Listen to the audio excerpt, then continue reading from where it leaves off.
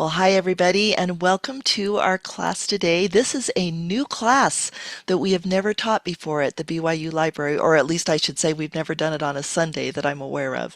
So thank you for joining us for this class, and we very much want your feedback as to whether this class should continue. For those of you who have attended a lot in the past, I'm thinking maybe it should be combined with the Temple Ordinance class. So we'll see how it goes, but I did want to invite everybody to give your feedback on this so that we know if we should keep doing it, if we need to make changes, that kind of thing. So thank you for being here today. Before we get into the overview, I just wanted to do our regular coming up slide so we know what's going on. Today, of course, is the Family Ordinance Opportunities fan chart. Next week, we will not have class because of Easter. So what a wonderful celebration. And I'm loving that this year, it seems like there's a lot more emphasis on Holy Week, which starts today with Palm Sunday. So I just hope and pray that all of us will have a wonderful experience drawing closer to the Savior during this Holy Week and culminating with Easter next week.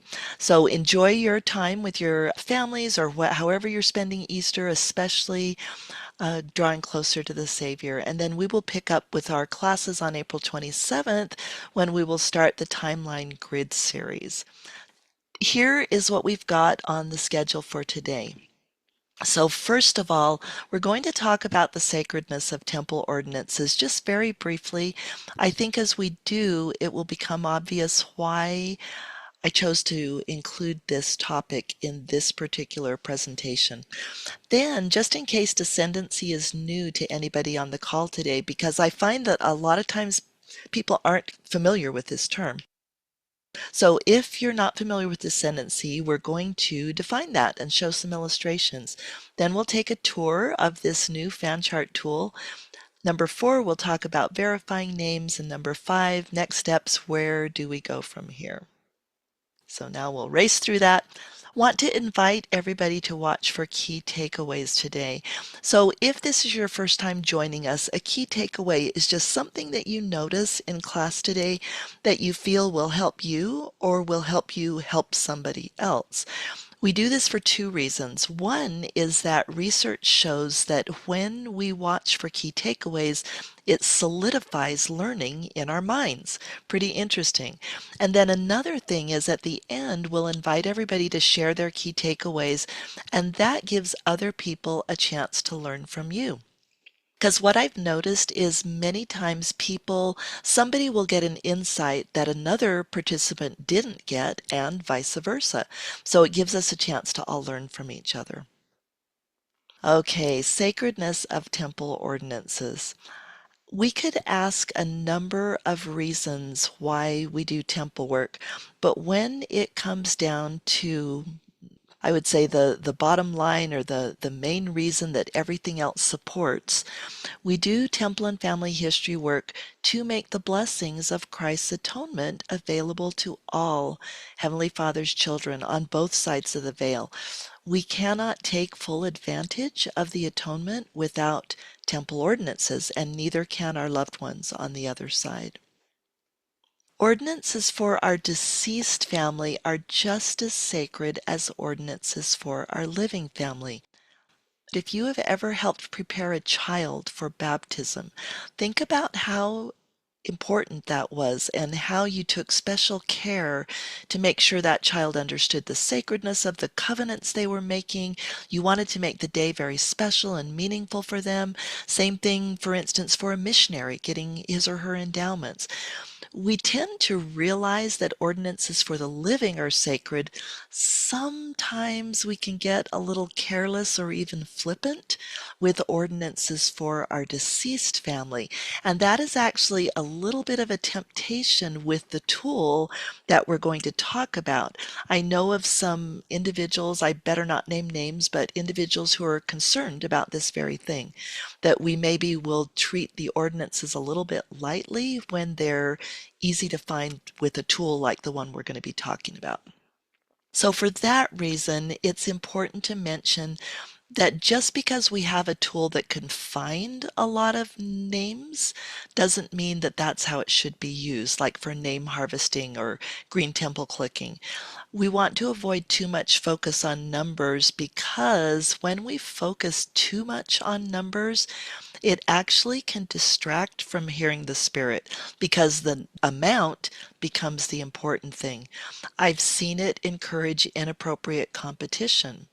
It almost always increases the chance of error because again, we're focusing on meeting some quota or getting some certain amount in of amount of names reserved rather than making sure that each one really is ready for temple work. I think it's so important to remember that the number of names reserved is not the best indication of success. So I want to give all of us an invitation to remember to seek and follow the guidance of the Spirit whenever we prepare names for temple ordinances, no matter what tool we use. So maybe we're just clicking a green icon in Family Search.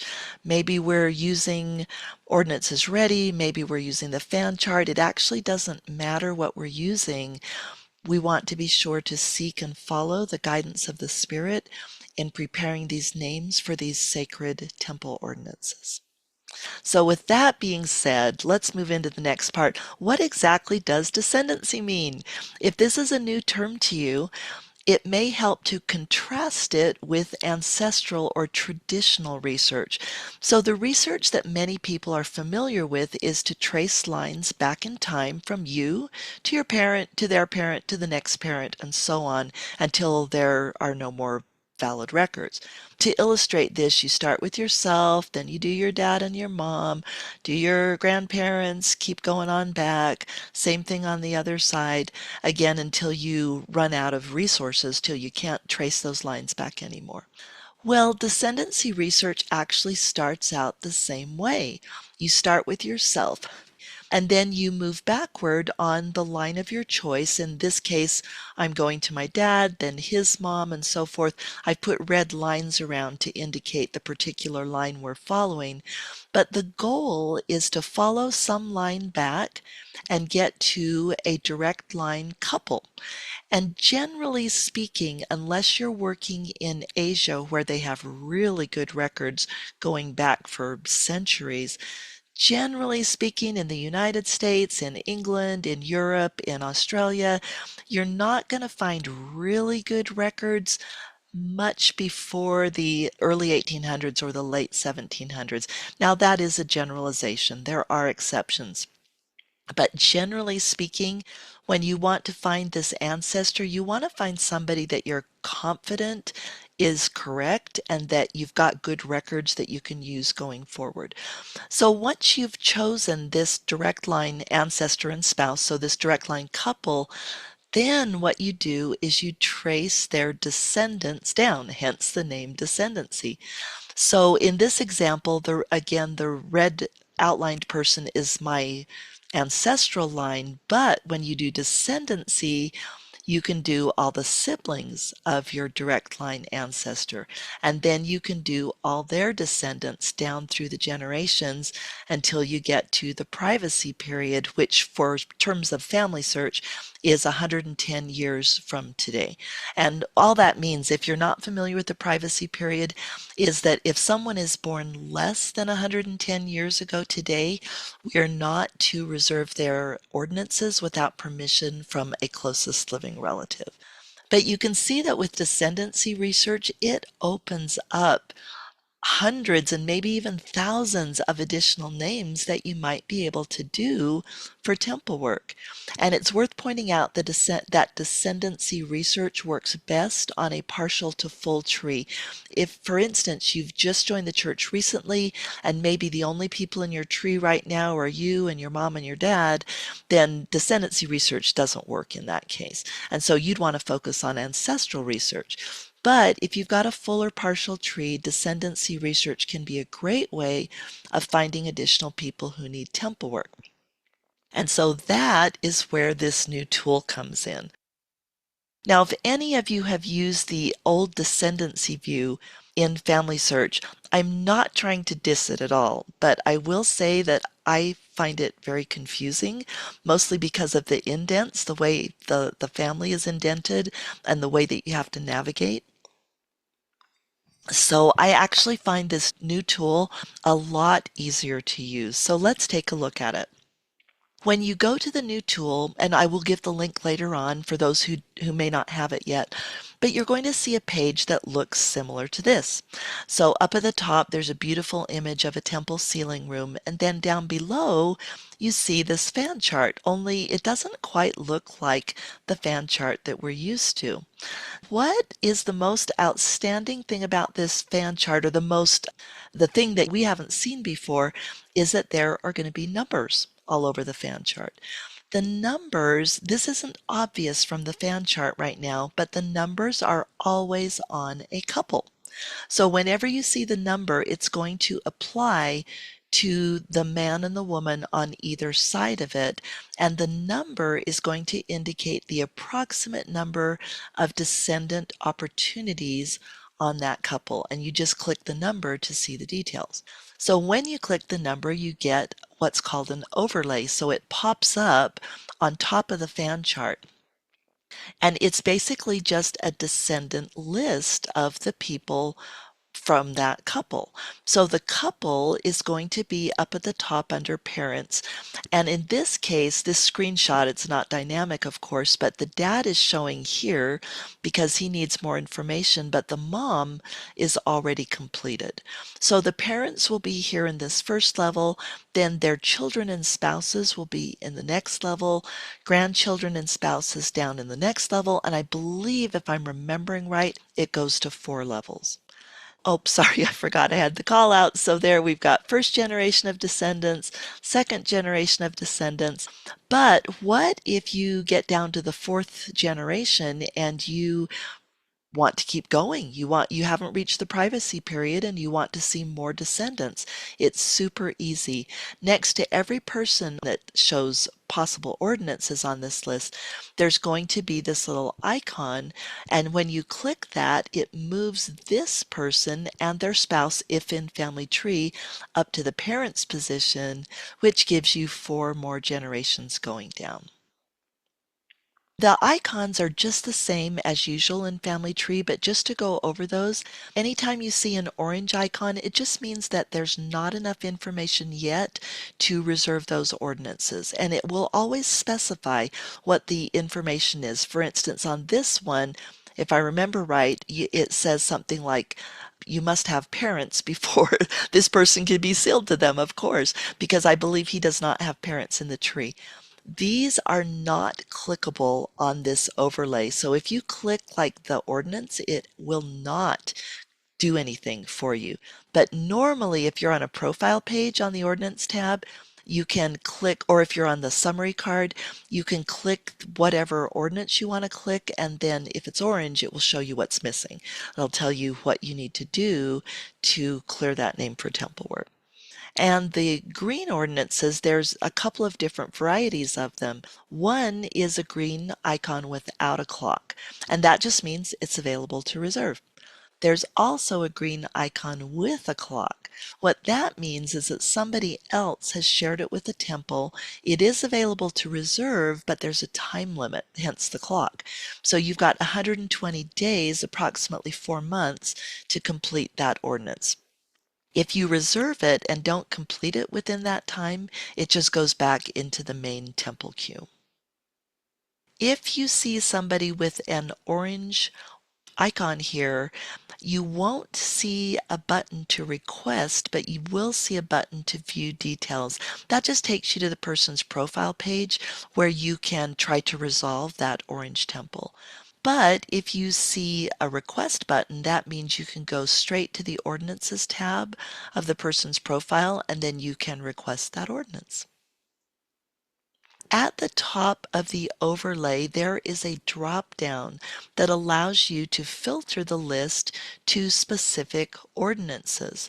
And so here, notice it defaults to any ordinance. But what if you needed to go to the temple this Friday and you were doing initiatory? Well, then you could click initiatory and it would only show you people in this list that need to have their initiatory ordinances done. Okay, here's a little bit about navigating the fan chart, and this is really helpful because it allows you to see more individuals, or I should say it may allow you to see more individuals on the chart. So by default, when you bring up your chart, you are at the center, or what's sometimes called the root position, and then everybody else is in concentric circles around you. If you have a spouse in Family Tree, that spouse will be listed below. And if you click the fan icon, you can actually change them to go into the center of the chart. And then, of course, you're going to see numbers for the spouse's family instead of your own family. You can also enter an ID number or a PID in this box below. So you can put in any PID on there and click go, and it will put that person in the center or the root position and then show all their ancestors and the number of opportunities available. Mr. Grant, question asked, what was the name of this tool? Oh, good question. It's right. It's changed names, Angela. So I don't remember what it used to be called, but now it's called Family Ordinance Opportunities. And it is an experimental tool. It hasn't been released to the general public. And so the name may change in the future, but that's the name for now, Family Ordinance Opportunities. So on the fan chart, there's one more thing that will help you in navigating, and that is that similar to the regular fan chart, notice there's no little fan icons on all the people until you hover over them. And when you hover over, you get this little fan icon and click that to put that person in the center of the chart. Okay, last item in this section is that I wanted to give you a caveat that because this is an experimental tool, you can expect occasional bugs and performance issues. It might be slow sometime. You might click on something and it doesn't work today, whereas it worked yesterday. And also you can expect changes. If you run into bugs, they're always temporary. So if something looks weird or doesn't work right, try refreshing your browser window. If that doesn't help, come back in, half an hour or a few hours the next day, whatever. Keep in mind that this tool is a work in progress, so we're really lucky that we have access to it before it's really done, because not only can we use it to find names for temple work, but we can give feedback and we can help shape the future of this wonderful tool. Okay, what about verifying names? That's the $100,000 question. And I have a feeling that most of the people on this call today will already be familiar with these principles, but they may be helpful to you in helping other people. So, what exactly do we mean by verifying a name? Essentially, it's just checking the name to make sure it's really ready for temple work. So we want accurate and reasonably complete information, and we want it to be free of errors and duplicates. Why is that helpful? Well, because in a shared tree, like Family Tree, the names come from many different sources, so the quality and the accuracy may vary. It's important to realize that Family Search does basic verification. This information is all documented in this knowledge article right here, and this is a live link. So at the end of class, I'll give you a link to this slide deck so that you can get to this slide and just click this link to go to the Help Center article. But you can also Google it and it should come up. So these are the things that Family Search checks before they put a green icon on an ordinance. First of all, the person has to have a name. You can't save a profile without a name. The complete name is best if possible, but if not possible, and this should really be the exception, you can use only a first name and only a last name. But again, the circumstances where that is necessary are very, very limited. And they're usually like back in maybe the 1700s, where you found a couple, but you can't find a marriage record to know the woman's maiden name, for example, because we are asked to use maiden surnames for women. So we should not put a married name in the vital section. We can put that in the other information section, but if you put a married name in the vital section, it can actually mess up the hints.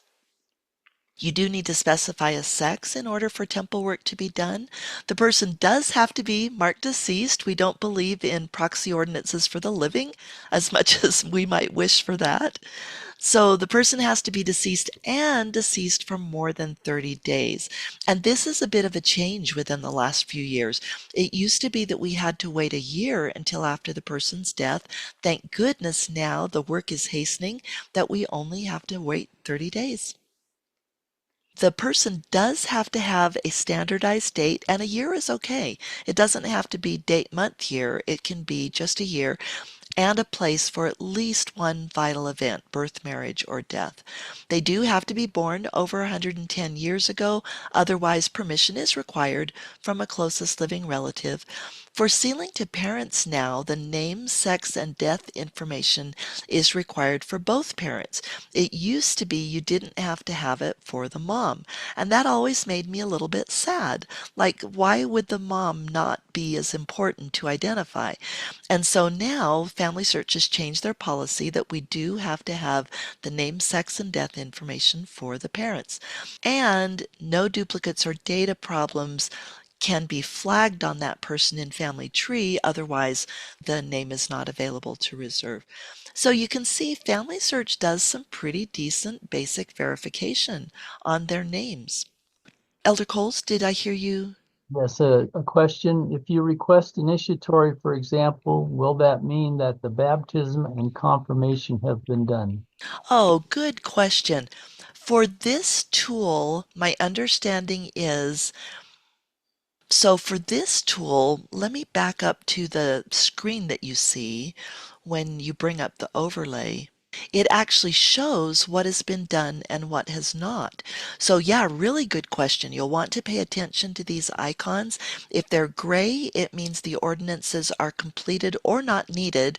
For instance, in the case of a child that dies before 8, all the BCIE will be gray because they're not needed, and only the SP will be green. In the question that was just raised of initiatory, you would actually be able to see here if the B and C were done, if the initiatory was available. But since I started talking about ordinances ready, let me just flip over to that for a second. If you get a name from Ordinances Ready for initiatory, my understanding is that the baptism and confirmation does have to be done. Same for endowment, the first three ordinances have to be done. The exception is that policy does allow, and you can look this up in the Help Center, church policy allows for sealing to parents and sealing to spouse to be done before the other ordinances. It's not ideal, it's not preferred, but it is allowed. So if you don't want, like if you're running ordinances ready and you don't want to do sealings for people whose prerequisite ordinances aren't done, then you would want to go to that person's person page, profile page, and just make sure that those ordinances are done. But yeah, do be aware that Ordinances Ready will pull back sealings that don't have the prerequisite ordinances done. Okay, let me get back from this. That was a really great question. Thank you for bringing that up. So, where does that leave us in doing verification? Well, essentially, this is just my kind of way of organizing it. This is not church policy, not family search policy. I want to be really clear about that, but it kind of helped me think about verifying names. So I hope that it's helpful to you. We can consider that there are three levels of verification that a person could do on a name that has been found with this tool. The first level of verification, oh, and choose the one that works best for you. So these aren't mandated. Family Search doesn't force you to do these. You have your agency to choose the option that works best for you. So the first one is to not do any additional verification beyond Family Search's verification. Sometimes we'll hear consultants say, you must make sure that there's at least one source, or you must do this checking or that checking, or whatever.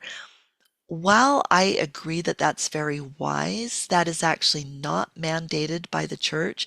And we've actually been asked as consultants not to make people feel obligated to do, this extra research or whatever. So I needed to be really clear on there that church policy is that you can do these names without additional checking.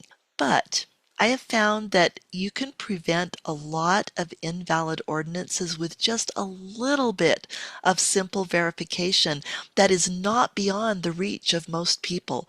The simple verification, most people could do that without a lot of training or difficulty. And then the last level is the additional verification that would go into more detail on that person. So let's look at each one of those. Level 1, no additional verification. So at this level, you just reserve the name as it is without any additional checking, which again is our privilege. We can do that if we choose to. But my advice would be, don't share the name with the temple if you choose not to verify it. And the reason for that is, if you want to do an ordinance that you haven't verified, that's fine. That's your choice. But people who choose names that have been shared with the temple, after talking with many of these people, they expect those ordinances to have already been validated. So, in other words, they trust them to be fully accurate and for people that need temple ordinances. And so, if we're careless when we share names with the temple, we're kind of breaking the trust of people that are pulling names from the main temple list. I strongly recommend not sharing the name if you choose not to do any additional verification on it. What is level 2 verification? Basically, it's just to make sure that the person does have at least one source and that it does make sense, because it's a huge red flag if you go into a person's profile and they either don't have any sources. Most of the time I find those are duplicates or invalid, or if the source doesn't make sense. Like, you look at the source and I've had this happen. The source is for a completely different person with a completely different name. Well, that's probably not very trustworthy, right? So you can ensure that there's at least one source attached and that it does make sense. And the other, I'm guessing that a lot of you had already guessed this, is to determine whether the person lived past 8, because it affects the ordinances that are needed. And I run into this all the time, you guys. Do you as well? Like, I'm constantly finding people in Family Tree who look like they need all ordinances, and then I do just a little bit of research and find out that they died as a child. So I'm able to put that information in, and then suddenly they just need sealing to parents, and somebody hasn't gone to the temple to do ordinances that really weren't necessary. And I've heard people say, well, why do you worry about that so much? Because it doesn't hurt the person. Like, if they died before 8, it doesn't harm them to have a baptism done, even though they didn't need it. And that's absolutely true. The person that it hurts is the person who's over there on the other side pleading and waiting for their temple ordinances to be done. And we, instead of doing their ordinances, do ordinances for someone who didn't need them. So that's the person that it hurts. That's the person that we can help, the person who really needs their ordinances, when we just take a few minutes to make sure whether a person lived to age 8 or not. And this is not as hard as it might sound. For instance, you don't have to find a death date for a person in order to guarantee that they lived past 8. Really, you've just got to find a record that shows that they lived past 8. So that could be a census record where they're like 10 years old. That proves they lived past 8. You could find a marriage record for them. Yep, that proves they lived past 8, because I'm not aware of anybody that got married at 8. I sure hope that wouldn't happen. But it would be a real edge case if it did. So if you find a marriage, like 99.999% of the time, you should be able to trust that that person lived past age 8. So very, very simple to verify whether or not people need all the ordinances. And then level 3, is the level that I choose to do actually, and I'm betting that a lot of people on the call choose to do it as well. And that is everything we mentioned in level two. So make sure they've got at least one decent source, lived past date, plus you can find and attach additional sources. And with family search tools today, that is so easy. With record hinting or with partner access, you click like the Find My Past logo on the right side, you can find more sources that way. It's just become remarkably easy to find information on our ancestors. We're so blessed to live in this time.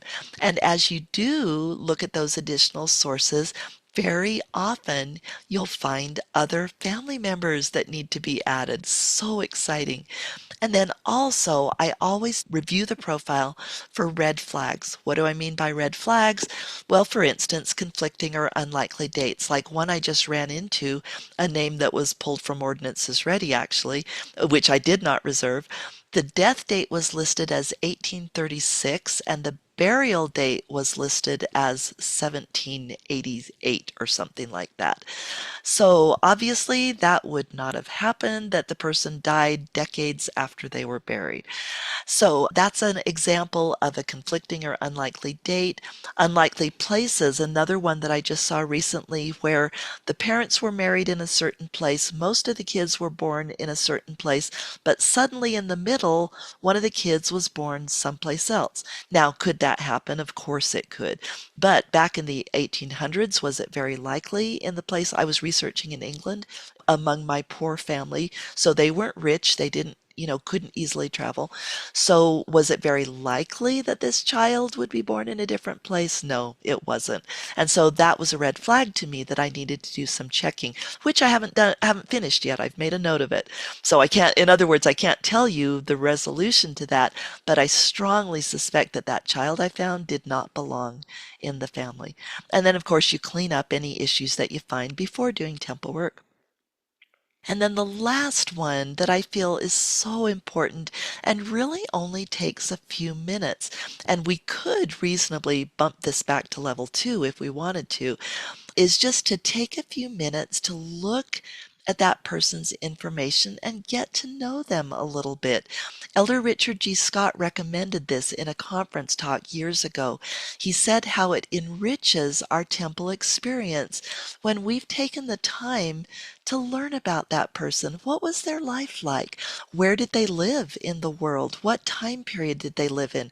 If they had an occupation, what was it? Were they rich or poor? Was their family large or small? What was their birth order? I mean, so many things that you could find about a person literally in about 5 minutes by looking at their profile and their sources. So it's just such a wonderful experience to make that person more real to you. And I found that what Elder Scott said is true, that as we do that, it makes our temple experience much more meaningful. Okay, so where do we go from here? I should stop right now and ask Elder Coles, are there any questions that we need to address? There was just one comment made as you were commenting, and it's a few slides back, so it may not be applicable right now. She says, I have some with just last name and sex as source information. And on that, that sometimes happens with kids, like kids that die very quickly and weren't named. So if that's all the information we have, that's all the information we have. And we do our best with what we have. The time that it's a concern to me is when it would have been really easy to take 5 minutes to find more sources or find, a full name, and we don't take the time to do that. So I would say at least do some checking into it and see if you can find additional information. Great, thank you. And thank you for asking that question. Okay, you guys, so where do we go from here? The next step is to use this amazing tool. If you are looking at this at a monitor that would allow you to take a shot of the QR code, you can get to it that way. And since this is an experimental tool, be sure to give feedback on it. One thing I've noticed is over the years is that Family Search is really amazing in their desire for feedback. They really, really want our input and they act on it. So if it's not like you just throw feedback into a black void and nobody ever sees it. They really do consider it. They can't always implement everything that we give, but they consider it seriously. And I've been just delighted over the years to see things that users have suggested either in the Family Search community or wherever, and Family Search implements it. And so we end up with a better product. So do be sure to give your feedback on that. If something doesn't work the way you're expecting, or if you have an idea for improvement, just know that they really want to hear that. One thing I would recommend, and for those of you who attend these classes a lot, this will not be new to you, but my heart hurt a little bit one year at Roots Tech where Craig Miller, he's an upper level manager at Family Search, said, when you're giving feedback, could you please be kind? He's like, when we read your feedback and it can actually be very hurtful to people when they've tried so hard to make a good tool and somebody sends them a message saying, what were you thinking? Or, how could you be so stupid? And you might not think that people would send feedback like that, but I've actually seen some feedback that was pretty harsh. And so, whatever feedback you give, remember that they're really trying their best to give us a good tool. So, give honest feedback, but give the kind of feedback you'd like to get. Think if someone was giving you some constructive criticism, how would you like to receive it? Sister Grant, another question. Yeah. So the circles with numbers represent ordinance opportunities descending throughout the complete family line. Yes, thank you for clarifying that. So I did ask the product manager about this. And so suppose that you see at generation 5 a circle with the 8 on it. And then at generation 4 for that family, you might see another circle with 2 on it or something. That 2 is if that person with the 2 descends from the person with the 8 includes the 2. And another thing that the product manager told me is that, and bless his heart, I'm so grateful he's been very patient with my questions because I've been peppering him with questions. He mentioned that those numbers don't always match what you see on the overlay. They'll be close, but they won't always match. But my opinion on that was, heck, I'm not really paying a lot of attention to those numbers in it anyway. So I just want to click on it. I want to see who's on that overlay. I want to look at those people and verify their names. So I don't really care if the numbers match or not, but I'm obviously it's good if they match and they are working on getting that to match. But just know that right now you might see some discrepancies. We have another question. And what if I created a profile without knowing their death date? What do I do next if I have not found a source to prove they died after the age of 8? Family Search is allowing the ordinances to be done that they might not need in the future. I'm going to wait until I have the confirmation of when they died before I create a profile. That is such a good question, and thank you for being careful about that. And I'll be honest with you, well, I do create profiles without knowing the death date, but I usually still have done enough research that I've got an idea. In other words, what I'm trying to say is I wouldn't maybe Okay, this is personal opinion, you guys. Don't take this as church policy. I think it's fine to create a profile without a death date or even without a source that indicates it, as long as you don't just leave it sitting there in the tree. As long as you keep researching it and keep trying to find that information. And I've created a family group called Kathryn's Verification. And so, in the case that you just described in this question, if I created a profile and I knew that I needed to do more research on it to find out if they died as a child or whatever, I would go ahead and reserve it and I would put it in my verification group. And then that way I know that I've got to do more research on that person before I either do their work myself or share them with the temple. I think the important thing is just to be careful and to try and find reasonably complete information about that person. And what if all your searching doesn't yield anything else? Then I think it's better to do the ordinances. Like, what if you search the best you can and you cannot find evidence of whether they lived past date or not? Then I think it's better to do all the ordinances than not to do them at all. But again, most of the time, in the time periods where a lot of us are researching, we can find sources that prove one way or the other. I guess I'm hesitant. I don't want to lay down hard and fast rules saying, don't you ever dare put a name in the tree without, the death date or whatever, because I don't agree with that. But I do think it's good to be careful and to take the time to verify the name as much as we can. I hope that makes sense, you guys. I feel like I'm rambling a little, but I just wanted to be real clear about both my feelings on it and also what the church's policy is and is not. So there is one follow-up, but how did you get the mysterious person to be created? Yeah, that's a good question. I'd be interested to know if you enter a person without sources or information, how did you know that that person really existed? It's a good question. So David says there are so many sources about death records, all the premium sites, find a grave, billion graves, etc. Yeah, and that, like I was saying earlier, we are so blessed. In other words, I agree, David. We're so blessed that we have access to so many records nowadays. So many, many times, just a few minutes of searching will bring us up the information that we're looking for. So I see that Nina said, what if you can't verify the sex of the baby, just the mother? The policy used to be that you do it for as if it were a male because they'd get the priesthood just in case.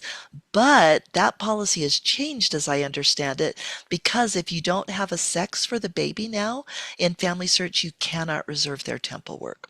So I am not a fan of people saying, oh, we'll just clean it up in the millennium, but I think that's one of the cases where we probably might need to wait till the millennium if we've done our best and we can't determine the sex of the baby.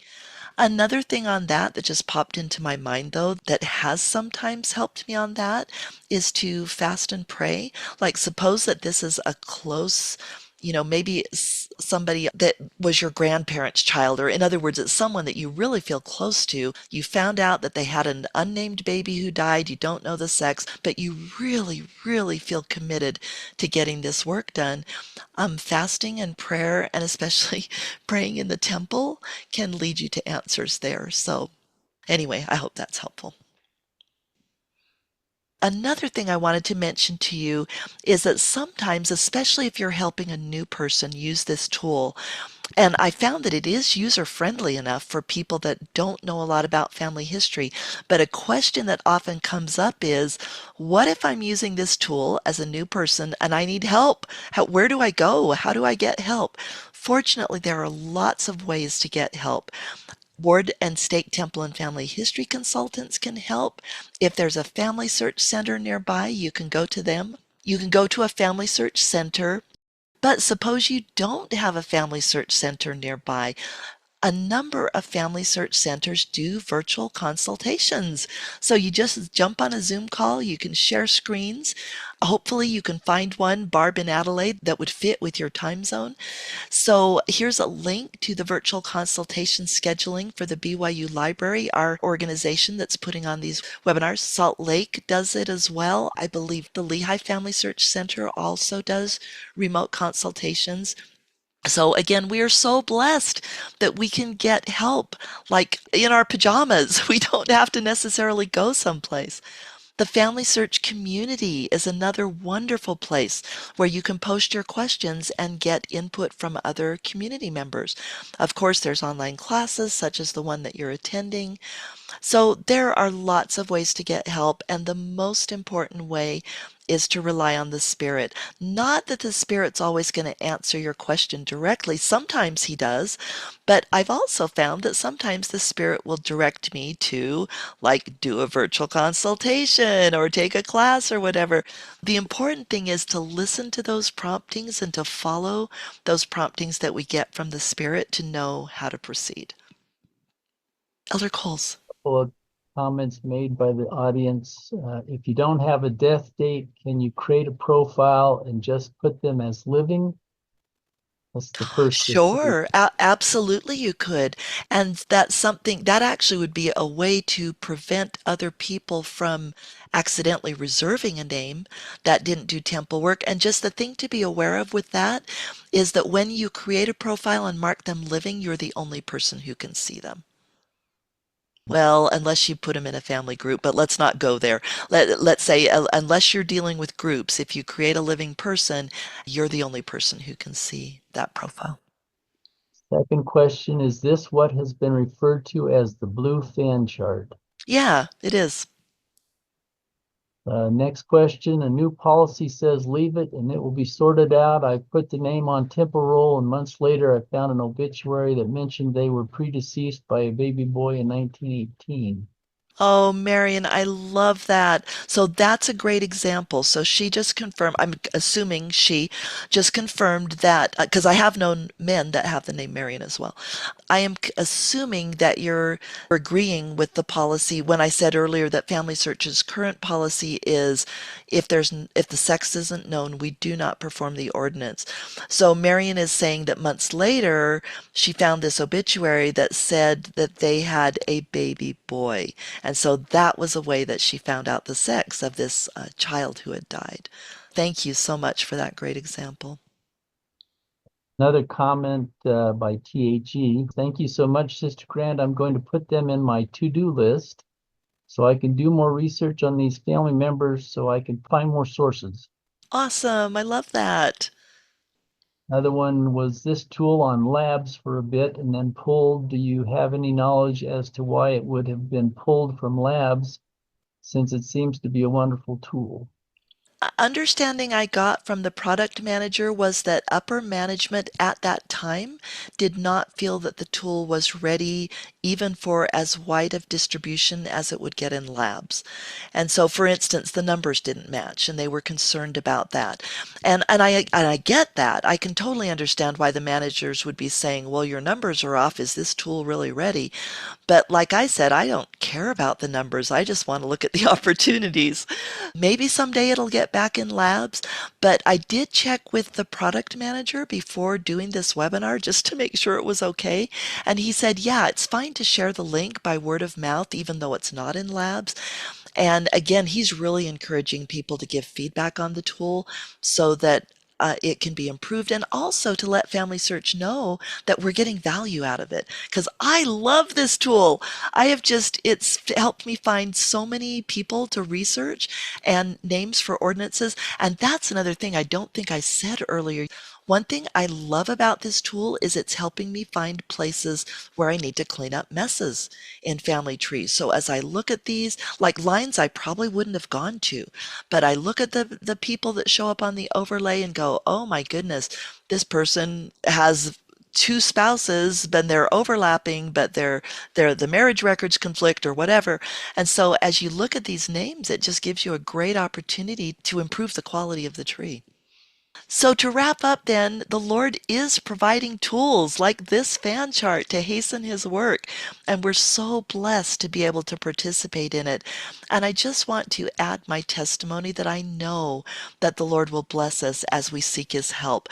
I expressed concern online about sometimes if we're not careful in using these tools, we can make mistakes with them. And somebody responded saying, well, we're all human, we make mistakes, and everything's going to be sorted out in the millennium. And while that is true, I do hope that one message that came through loud and clear today is that this tool is wonderful, but it's not just a silver bullet. It's a tool that we need to use with the spirit and with an understanding of its purposes and limitations. And so, yes, we want to use tools, and yes, if we make mistakes, the Lord doesn't kick us out of family history and we're not doomed or we're not terrible people if we make a mistake.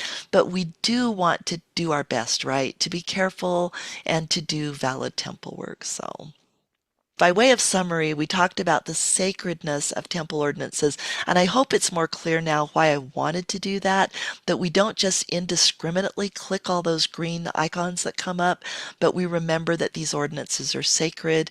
We talked about what descendancy means. We took a tour of the tool, talked about the importance of verifying names and the next steps. So here is a link to the class handout. And then I'm also going to go to it so you can see what we've got here. So this is a very short one compared to usual because this is just one class. And we've got a link to the virtual classes archives, which is where you can find the recording, a link to the slide deck, and also a link to a participant survey. And we'd love to get your feedback on today's class. So you guys, that is everything for today. Are there any other questions that we need to? Oh, Willie just asked, is this better than BYU virtual pedigree? Wow, that's a hard one because I love the BYU virtual pedigree. I don't know. I'm honestly not sure how to answer that. It might depend on the person who's using it. I would love to hear from anybody else on the call today who has used both of these tools. Do you think one is better than the other? Have you had better experiences with the fan chart versus BYU virtual pedigree? Couple of additional questions.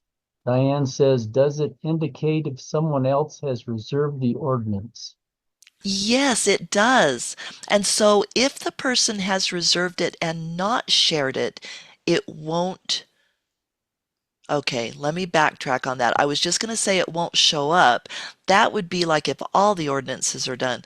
But if a person has, for instance, reserved and printed the baptism and confirmation, but they've shared the initiatory, the baptism and confirmation will not be able to be reserved, but I believe they'll still show as blue, but then the initiatory will show as available to reserve. So that's my understanding. Oh, Angela is asking, what is BYU virtual pedigree? Let's pop over to, and I'll put the link in the chat, BYU virtual pedigree. This is a product made by the BYU Family History Technology Lab, not to be confused with the Record Linking Lab. It's a completely different outfit. And so they have created this amazing pedigree.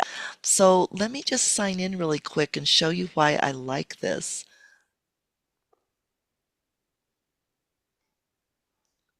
So in this virtual pedigree, notice that as you move, it adjusts. Like as you drag, same way as you drag in Google Maps, you can drag up, drag down, drag to the side. So it's like this dynamic pedigree, and it shows you the icons for temple work on the whatever you would call these, the little tiles that represent people in the family tree.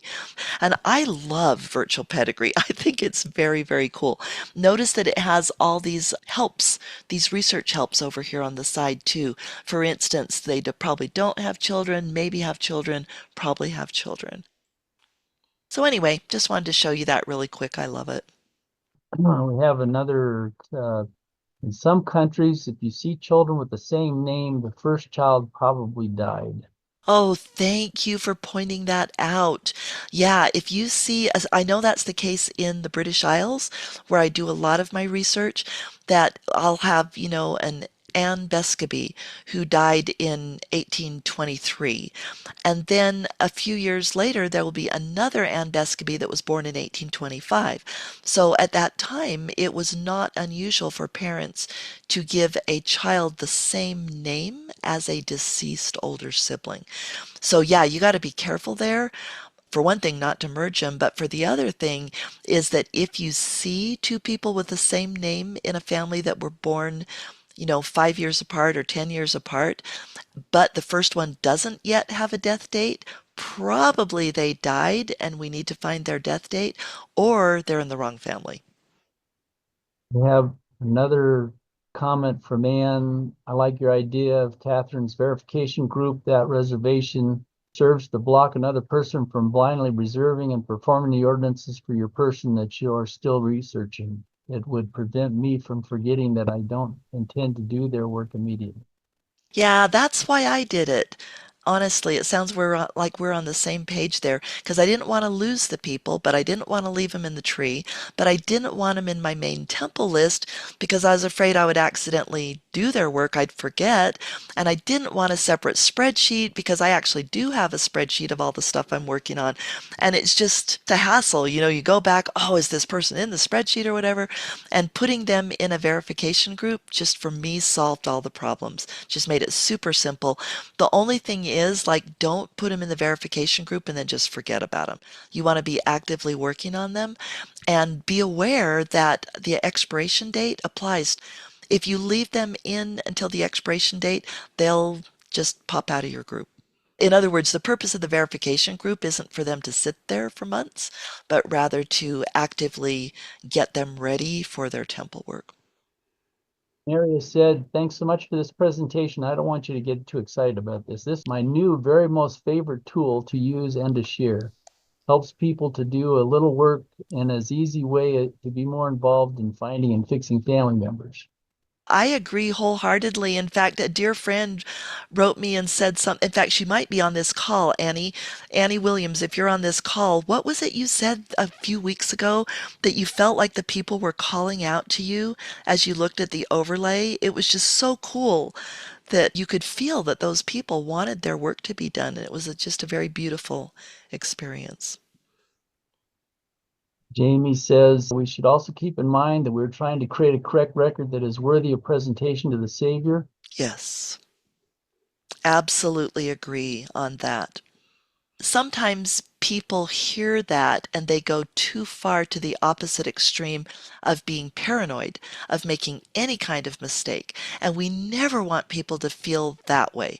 So we want to be careful. We want to do our due diligence. We want to follow the Spirit, but we don't want to be paralyzed by the fear that we'll make a mistake. Gardendale's sisters say, I don't know what it means to make a verification group. Can you explain that? I'd be happy to show my verification group. Family Search, if you're not familiar with this feature, a few years ago, or maybe it's been more than a few, anyway, Family Search rolled out a feature called Family Groups.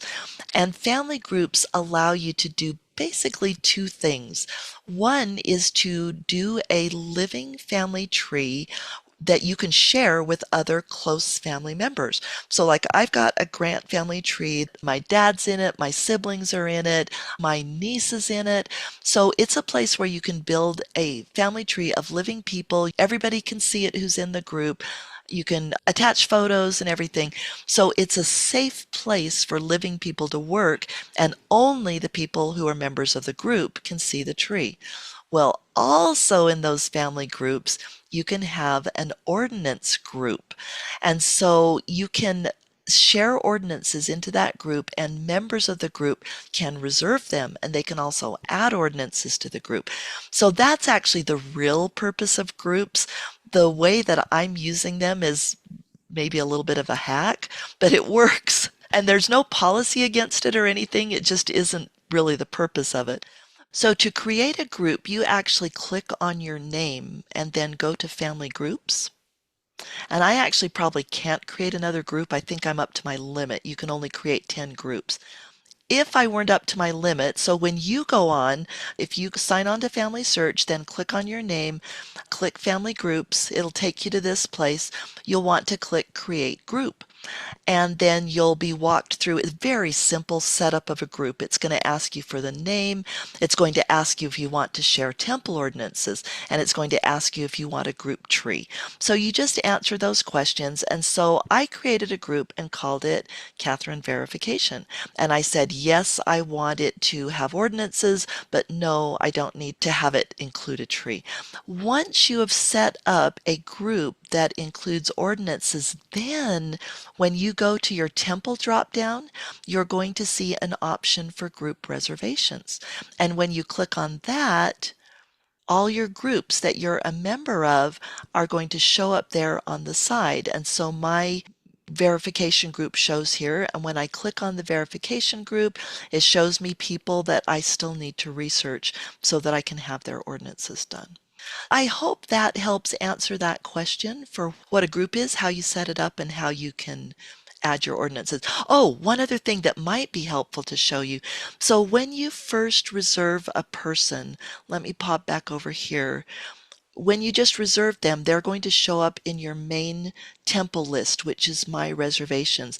But suppose then that I had decided I needed to research this person a little bit more, wanted to add them to my verification group. I click the checkbox next to their name, and then, okay, why is it not allowing me to share? Oh, this has already been shared. Never mind, bad example. Let's go to one that has not. Okay, here you go. So you'd click the checkbox next to the person that you wanted to put in your verification group. Then you would click share and you'd say share with group. When you do that, you get a list of all your groups, and I would just choose Kathryn Verification. I'm not going to do that for this guy because this is just for an example. But once you did that, this guy would be moved out of your main list into your verification group. And also, I should point out that you can do that from the person's page. So suppose that you were still on their profile page and you had reserved their ordinances and then you decided, oh, I really need to verify this before I share it with the temple. So I'm going to click here, share, and see the options are the same as they were from your reservation list. So you would just pick share ordinances with group and then choose the group that you wanted to share it with. One more question. Yeah. I have assumed that the first child died, so I write before whatever date of the second child. Is that incorrect? It's not incorrect, but I've noticed that it can cause problems. So actually, let me give you an example. It's from the one that I mentioned earlier for that initiatory that looked like it needed to be done, but it really didn't. So the person who was researching this person found a reference to the person in someone else's obituary in, I believe it was 1836, and the person had predeceased the person in the obituary. So just to capture the information, they put that the person died before 1836. But the trouble is, later on, somebody, and the before doesn't always show up in the family search interface. So that's a problem. Sometimes it makes it look like the person did die in 1836, when all it means is that somebody knows they were dead by then. And then somebody else came along and added a burial date in the 1700s, but they didn't seem to notice the other death date. So then apparently Family Search went by the death date, even though there was a burial date, made the ordinances available when, if that burial date was correct, the child died as an infant and didn't need the ordinances. So that's an example of when before caused problems. Another time it caused problems for me is that I also didn't notice it was a before date and I took it as literal, and it confused the heck out of me when I was trying to find sources and stuff. I'm like, what? They're already, but it says they died in such and such a year, and or oh no, you know, it might have been after, but after, like after such and such a date. Both of those to me are really problematic. I avoid using them. They are a family search standard, so it's not against policy to use them. I have just found that they tend to confuse me and other people. I hope that helps. Oh, Nancy says, do you run into the same problems with the about date? Nancy, I have not run into the same problems with the about date. And I only use about when I'm sure within maybe 2 to 3 years of the death date. So for instance, I found them, I should say not a death date, a birth date. So if I found them on a census and their age varies a little bit over the census, but they're pretty much, I can be confident they were born between 1835 and 1838, then I might put about 1837 or something. So I use about when I'm pretty confident that I've got a close date. And I have never seen problems with an about date. That doesn't mean there aren't any, but I haven't seen the kind of problems with an about date that I have for before and after dates. Colby said he noticed that I had a PDF group. So, again, this wasn't the original purpose of groups, but it works for me. So, there are some people that help me with ordinances that prefer to receive a PDF rather than for me to share them using the Temple Share system. I mean, I love the Temple Share system, but for people who prefer PDFs, hey, if they're going to help me with ordinances, I'll send them the PDFs. And so when I've created a PDF and emailed it to somebody, then I move those names into the sent by PDF group so I can easily tell when those ordinances have been done. Because I've got one wonderful friend named Joseph who just keeps doing names for me, mail endowments, which are so hard to get done. And so I give him four at a time. He does the names. So that way I can look in the group. When the group is empty, that means that all the ordinances have been done, because once the ordinances are complete, they go out of the group, they move into the completed ordinances section of your temple list. And so when I see that that's empty, that he's done all the names, or that my sister has some friends who help us with ceilings. Anyway, as soon as those names are out of there, I know that I can send them some more names. So that's just how I use it. Thanks for asking, Colby.